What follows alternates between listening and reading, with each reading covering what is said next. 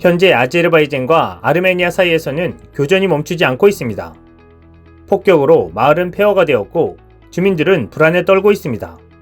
남성들은 전쟁터에 나갔고 전쟁을 멈춰야 한다며 많은 아제르바이잔 여성들이 피켓 시위에 나서고 있습니다. 그런데 그들이 손에 들린 피켓에는 낯익은 문자들이 자주 보이고 있습니다. 바로 한글입니다. 왜 한글로 피켓을 만들었을까요? 전쟁을 멈추기 위해서라면 초강대국의 군사력을 지닌 미국이나 러시아 군대의 중재 도움을 요청해야 할 텐데 말입니다. 그들은 다름 아닌 한국 BTS의 팬클럽 아미의 결집력을 믿은 것입니다. 아미들은 단순한 팬클럽을 넘어 그동안 국제적 이슈에 적극적으로 움직여왔습니다. 경찰의 과잉 진압으로 숨진 미국의 조지 플로이드 사건 당시에도 BTS가 흑인 인권운동에 100만 달러를 기부하자 아미도 이틀 만에 같은 액수를 기부하며 힘을 실었습니다. 이번에도 전쟁에 대한 국제적 관심을 호소하기 위해 절박한 심정으로 한글 메시지를 내고 있는 것으로 보입니다. 이 사진들은 BTS의 트위터 계정을 통해 이곳저곳으로 퍼지고 있습니다. 전 세계에 퍼져 있는 BTS 팬들 사이에서 한국어는 사실상의 공용어가 되어가고 있는 상황입니다. BTS의 다이너마이트 이전 노래들은 대부분 한국어였기 때문에 이를 이해하고 따라 부르기 위해 아미들의 한국어 공부는 필수였습니다. 이런 수요에 맞춰 외국 팬들을 위한 BTS 한국어 교재도 만들어졌습니다. 한글을 모르면 BTS의 찐팬이 아니다라는 말이 나올 정도입니다. 해외에서의 한글 사용은 비단 여기서 그치지 않습니다. 지난 9월 과테말라 국제공항에서는 안내 표지판에 한글 표기를 추가해 눈길을 끌었습니다. 공항 내 출입국 심사, 세관, 탑승구, 수험을 찾는 곳 등을 안내하는 표지판 160여 개에 기존 스페인어, 영어와 함께 한글이 적히게 된 것입니다. 과테말라 정부는 한국 K방역에 대한 감사의 표시로 스페인어, 영어, 한글 순으로 표지판들을 정비한 것입니다.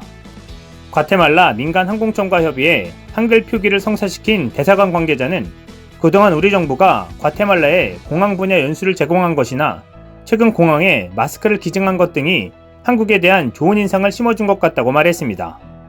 현지 한국 대사관은 공항 표지판에 과테말라 공용어인 스페인어, 영어와 함께 한글이 나란히 표기된 것이 한글과 한국의 위상을 높이는 데 기여할 것으로 기대하고 있습니다. 이뿐 아니라 유럽에서도 유일하게 한국어가 표시된 공항이 있습니다. 바로 체코 프라하 공항입니다.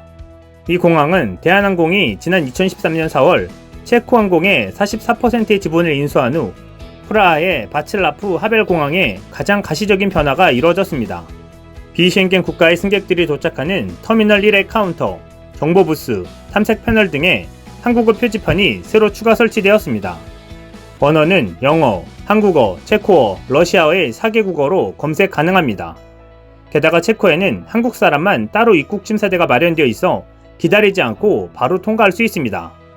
이에 따라 한국 승객은 프라하 공항에 도착하는 순간부터 한국과 유럽 사이의 거리가 급격히 가까워진 것을 피부로 느낄 수 있으며 체코 여행을 더 마음 놓고 편하게 이용할 수 있게 되었습니다. 이와는 반대로 일본에서는 최근 일본 혐한 정치인들이 공항이나 지하철 등 공공시설에 한국 표시를 지우라고 지시해 논란이 되었습니다.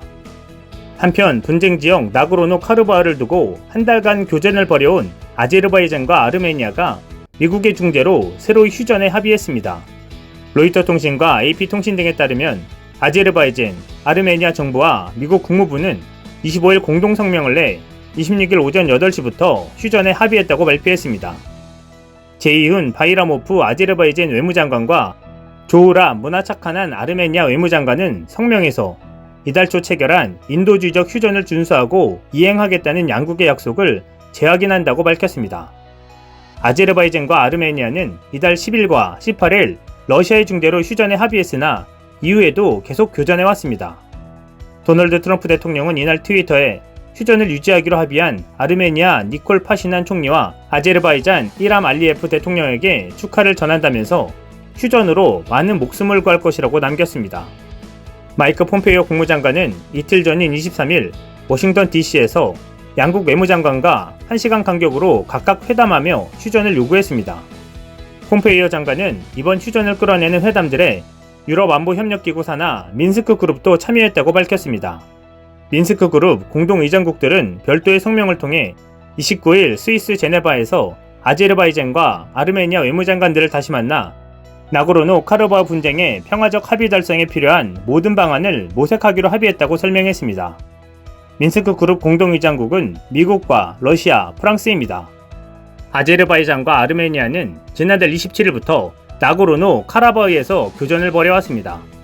나고르노-카라바흐는 양국이 옛 소련에 속했던 시절엔 아르메니아계 주민이 다수인 아제르바이잔 영토였습니다. 소련이 무너지자 나고르노-카라바흐는 독립공화국을 세운 뒤 아르메니아와 통합하겠다고 선포했습니다. 이를 아제르바이잔이 거부하면서 양측은 1992년부터 1994년 전쟁을 치렀습니다. 현재 나고르노-카라바흐는 국제법적으론 아제르바이잔 영토이지만 아르메니아가 시로 지배하는 분쟁 지역입니다. 나고르노-카라바흐 측은 교전이 시작된 뒤 현재까지 군인 974명과 민간인 37명이 희생됐다고 밝혔습니다. 아제르바이잔은 군 사상자 수를 밝히지 않고 있으며 민간인은 65명이 죽고 300여 명이 다쳤다고 발표했습니다. 블라디미르 푸틴 러시아 대통령은 20일 양측 희생자를 합하면 5,000명에 가까운 것으로 파악하고 있다고 밝혔습니다. 아제르바이잔과 아르메니아의 교전으로 한국의 레드백 장갑차 수주전에도 새로운 변수가 생기고 있습니다. 저비용 드론이 값비싼 전체에 대응하면서 전장에 새로운 무기로 뜨고 있기 때문입니다. 25일 업계에 따르면 특히 저렴한 드론이 값비싼 전체에 대응하며 미래 전장에서 살아남을 것으로 보인다는 주장에 힘이 실리면서 나라별 방어 계획에 변수가 되고 있는 것입니다.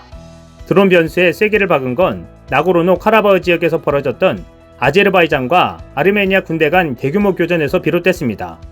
이 교전에서 전차와 무방비 보병을 포함한 장갑차를 공격하는 드론의 킬캠 영상이 공개됐기 때문입니다. 무인 항공기의 등장은 아프가니스탄과 기타 지역에서 광범위하게 사용된 바 있기 때문에 새로운 것은 아닙니다. 그럼에도 군사 전문가들은 드론의 등장이 호주 미래 궤도용 장갑차 도입 사업에 영향을 줄 것으로 보고 있습니다.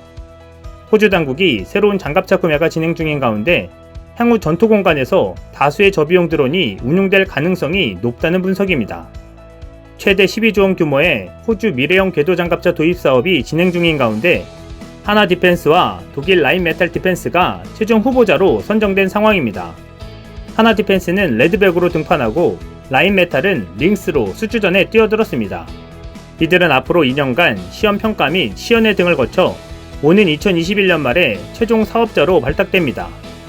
업계 관계자는 호주 미래형 궤도 장갑차 도입 사업은 호주 방위군의 미래 능력을 위해 중요하다며 드론이 신무기로 대두돼 섣불리 장갑차 도입 대수를 줄일 수는 없지만 드론이 기술의 급격한 변화 속에 역량이 뛰어난 점을 보아 무시할 수 없다고 말했습니다. 전 세계의 한국의 역할과 위상이 점점 높아지는 상황 속에 계속 선전해 가길 기대해봅니다. 이상 시윤TV였습니다.